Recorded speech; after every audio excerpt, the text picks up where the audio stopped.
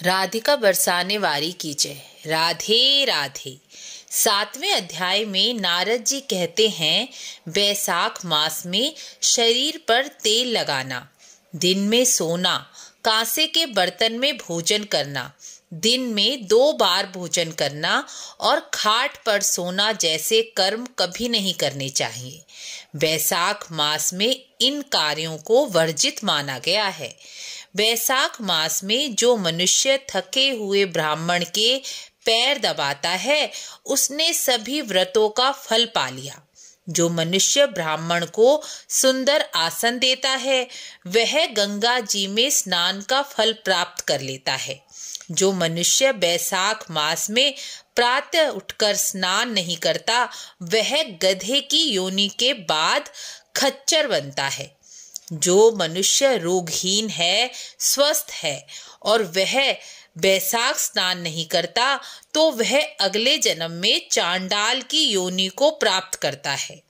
जो मनुष्य बैसाख की संक्रांति में तीर्थ में स्नान नहीं करता, वह 100 जन्म तक कुत्ते की योनि में जाता है।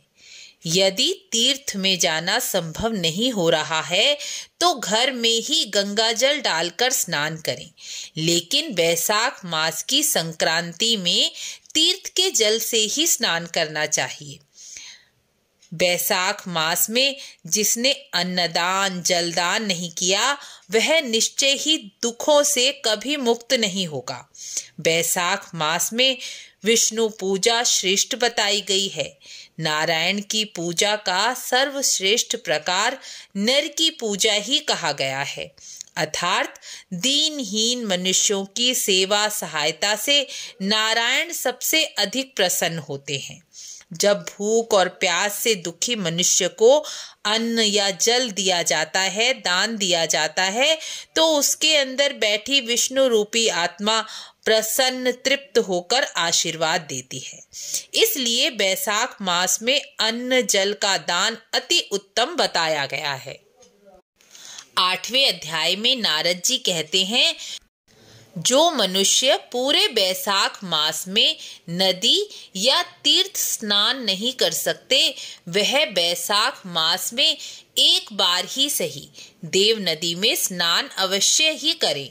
ऐसा करने से 3 जन्मों में किए गए पाप नष्ट हो जाते हैं। बैसाख मास में समुद्र में स्नान करने से 7 जन्मों के पाप नष्ट हो जाते हैं। गंगा, यमुना, सरस्वती, कावेरी, नर्मदा, त्रिवेणी, यह सप्त गंगा कहलाई जाती हैं। इन सप्त गंगा में स्नान करने से करोड़ों करोड़ों जन्मों के पाप नष्ट हो जाते हैं। बैसाख मास में सरोवर बावड़ी में स्नान करने से इस जन्म के पाप नष्ट हो जाते हैं। जिस प्रकार दूध से उत्तम दही बनता है, दही से उत्तम मक्खन, मक्खन से उत्तम घी है, उसी प्रकार सभी 12 मासों में उत्तम कार्तिक मास, कार्तिक मास से उत्तम माघ मास और माघ मास से भी उत्तम बैसाख मास को कहा गया है, क्योंकि इस मास में स्नान, दान, व्रत, मंत्र जप करना सरल हो जाता है, क्योंकि यह ऋतु अनुकूल हो जाता है। आसानी से प्रातः स्नान किया जा सकता है। दान भी छोटा सा दान, अन्नदान, जलदान से ही सर्वश्रेष्ठ पुण्य की प्राप्ति हो जाती है। साधारण मध्यम वर्गीय मनुष्य यदि गरीब, जरूरतमंद, भूखे प्यासे मनुष्य को केवल थोड़ी सी वस्तु जैसे थोड़ा सा अन्न, जल, कंदमूल, फल, गुड़, छाछ आदि भी दे देता है, तो भी वह दान का ही पुण्य प्राप्त करता है।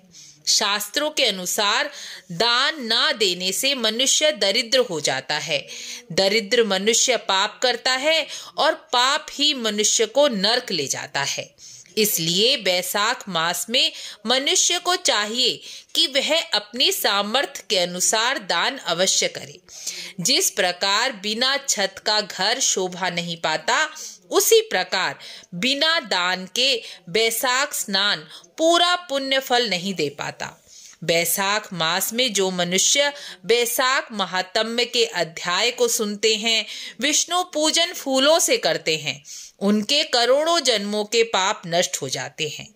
इसलिए बैसाख स्नान करके बैसाख महात्म्य अवश्य सुने, तभी पूर्ण फल की प्राप्ति होगी।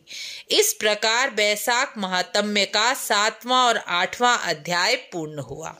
राधे राधे।